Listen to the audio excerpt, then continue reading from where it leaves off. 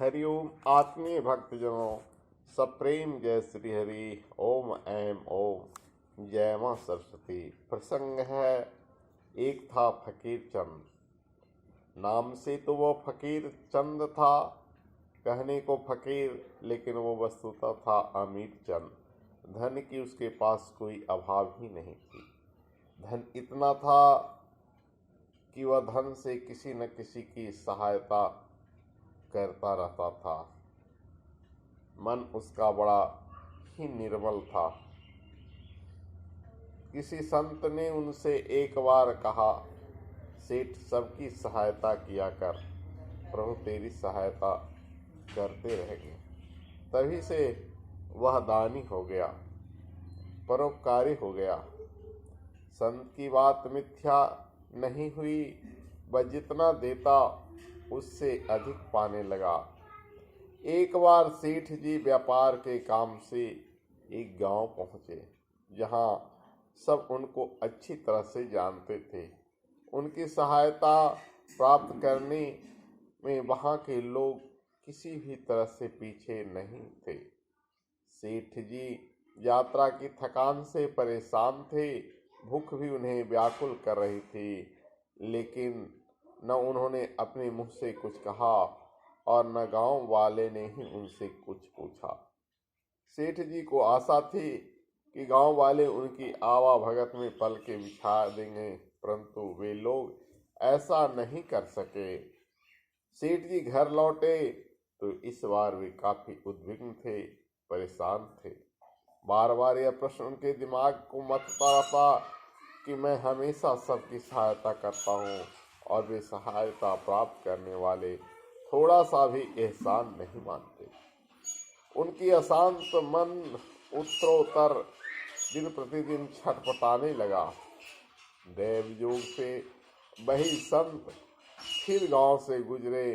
गांव के बाहर तालाब के किनारे शिष्यों के साथ बट वृक्ष के नीचे डेरा डाला। सेठ फकीर चंद को खबर लगी कि वह संत गांव में आए हैं, जिन्होंने उसे दूसरे की सहायता करने के लिए कहा था। सेठ बेचैन तो था ही, तत्काल संत के दर्शन के लिए वहां पहुंच गया। संत शांत मुद्रा में बैठे थे।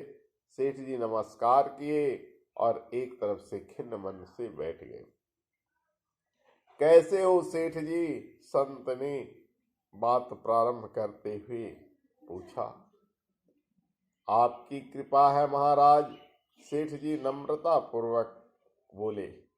फिर चेहरा मलिन कैसे दिखाई दे रहा है बेटा? कोई कष्ट तो लगता है? नहीं महाराज, वैसे ही मन में कुछ दिनों से उद्विग्नता है। बार बार उसे समझाने की कोशिश करता हूँ, पर फिर भी बात नहीं मानता। इसी के साथ सेठ ने सहायता करने से लेकर एहसान नहीं मानने के तक संपूर्ण व्यथा कथा संत को सुना डाली। बोला, महाराज यह दुनिया एहसान फरामोश है, ऐसा क्यों? यह प्रश्न मेरे अंत में हमेशा कुलबुलाता रहता है और मेरी खिन्नता का बस यही कारण है। सेठ जी अपनी अंतर्मन की पीड़ा बातों बात संत को सुना दिए। संत मुस्कुराए, फिर गंभीर स्वर में बोले, सेठ जी एक बगीचे में बहुत से अंगूर की बेलें लगी हुई थी। उनमें से मीठे अंगूर भी लगते थे। लोग उन्हें तोड़ लेते और खाकर चल जाते। यह क्रम सालों साल तक चलता रहा।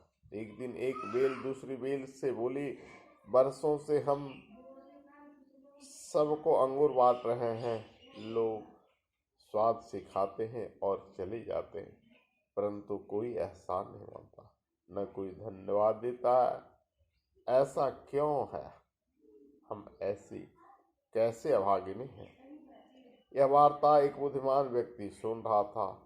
उसने पास से गुजरे रहे एक संत से यह प्रश्न दोहराया। संत बोले, बेलों के पास आए और बोले, अंगूर पैदा करना तुम्हारा मजबूरी है और मजबूरी का फायदा उठाना लोगों का आदत है। इसमें एहसान मानने की क्या बात है?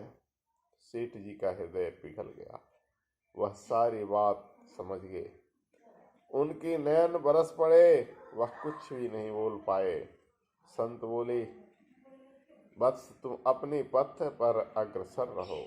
यह चिंता क्यों करते हो कि हम लोग तुम्हारे इस काज को महत्व देते हैं या नहीं। हम जिसकी सहायता करते हैं वे एहसान मानते हैं नहीं। संत की बात सुनकर सेठ जी का मन अब स्वस्थ हो गया, प्रसन्न और निर्मल सा बन गया। उसके अंतर में निष्काम कर्म एवं परोपकार की महत्ता बैठ गई। इसलिए निष्काम कर्म करते रहिए, कभी किसी से आशा मत कीजिए। जो जैसा करता है करने दीजिए, लेकिन आप सही रास्ते